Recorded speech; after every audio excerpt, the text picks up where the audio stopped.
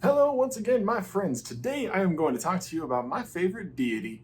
Yes, it's Jesus. So to keep things on the topic of the D&D challenge, I will talk to you about my favorite Dungeons and Dragons deity. But first, I'm going to need you to roll for initiative.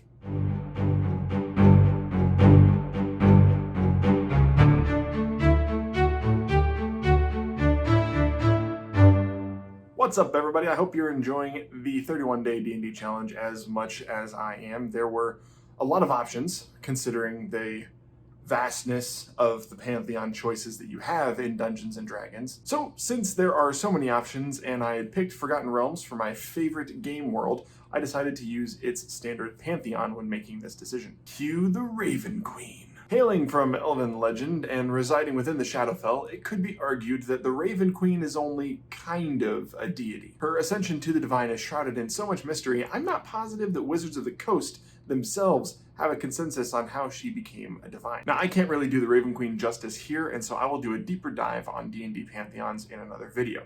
But suffice it to say, it's a good chance that the Raven Queen was an elf who amassed a following and then utilized a ritual that has since been lost to time in order to gain enough power to become a god. But something happened during the ritual, and she ended up somewhere in between. Now she rests on her perch in the Shadowfell, waging war with her two enemies, the demon lord Orcus and Vecna, both of whom wish to control the Shadowfell for themselves. From the Shadowfell, she oversees the passage of souls from the material plane to the outer planes, as the bodies that they inhabited die. For reasons not completely known, she at occasion will send her servants, the Shadar Kai, to intercept these souls during their journey and bring them to her. While it can be said that the Raven Queen's domain is the soul's passage from life to death, she does not simply observe. As a matter of fact, she quarrels and intervenes and interferes. Sending her Shadar Kai to pluck those souls is something that irritates her fellow gods and goddesses. The simple fact that she is meddling without her intentions being quite clear to everyone else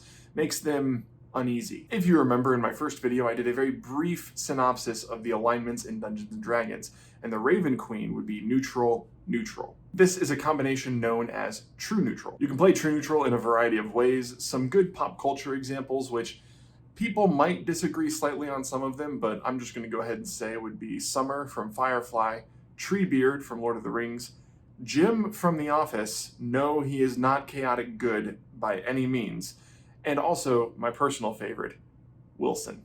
Now, before I jump into how I run the Raven Queen, I just wanted to give a quick shout out to Matthew Mercer and Critical Role. I think he's a phenomenal DM, and I love the way that he has interpreted the Raven Queen.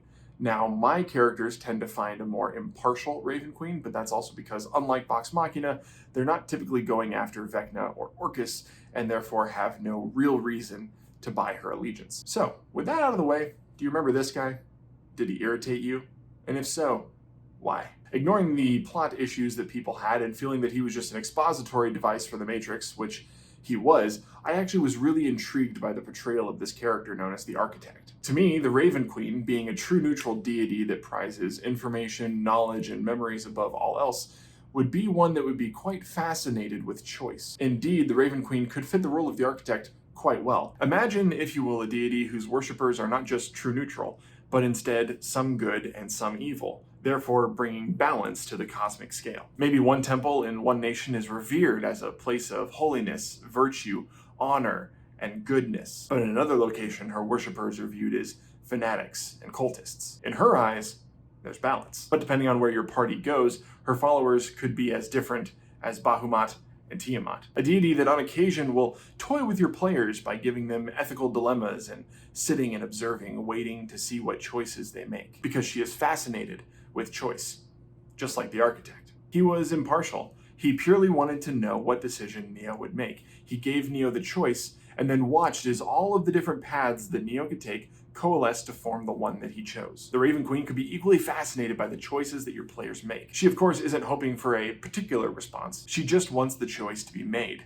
And indeed, a choice must be made. That's all the time I have today. Thank you for liking, commenting, and subscribing. If you enjoyed this video, do this, and if you disliked it, do that. Don't forget, we have a Facebook community. There's a link in the description below, and also D&D Beyond did a phenomenal couple of videos on the Raven Queen, and I've linked those down below as well. As always, my name's John. I've been your RPG pastor, and I will see you tomorrow.